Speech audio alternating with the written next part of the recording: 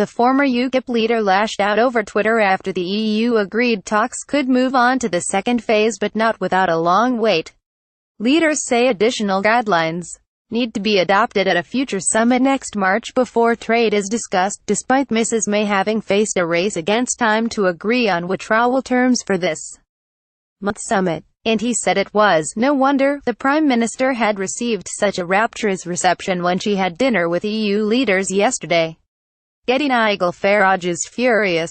At the Brexit news, Mr Farage wrote, "If the trade talks don't start until March, then why did Theresa May leave Downing Street so early last Friday? We've been taken for mugs. No wonder the EU leaders applauded her last night." Today's Brexit agreement was made in a meeting of the leaders of the 27 remaining EU states lasting less than half an hour in Brussels in the Prime Minister's absence.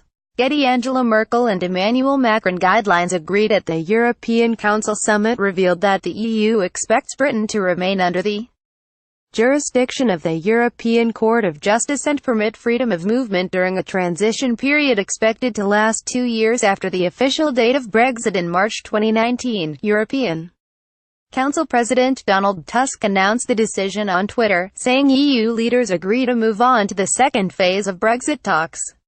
"Congratulations PM at Theresa_May." And Mrs May responded by thanking Mr Tusk and European Commission President Jean-Claude Juncker, adding, "Today is an important step on the road to delivering a smooth and orderly Brexit and forging our deep and special future partnership." Getty Theresa May was applauded last night. Mrs May left the two-day summit early after winning applause from the other leaders as she assured them on Thursday evening of her determination to see Brexit through despite this week's defeat in the House of Commons. The EU position set out in the guidelines makes clear that any transition period agreed by Brussels must be in the interest of the Union, clearly defined and precisely limited in time.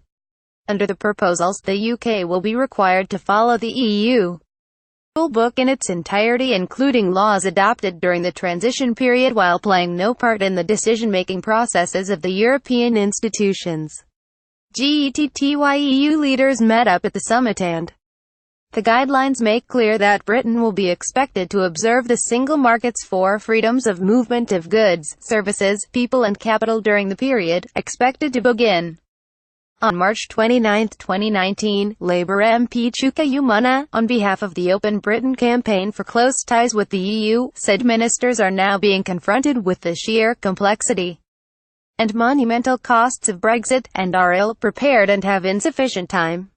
He said, contrary to the claims of Brexiters who said that trade talks would begin speedily, we now won't be able to discuss the future relationship until March at the absolute earliest, and the cabinet has still yet to even discuss, let alone agree on, what form of relationship it wants the UK and the EU to have. The clock is ticking, and we are far away from anything resembling a deal. Brexit is intractable and complicated, far more so than people were told at the time of the referendum.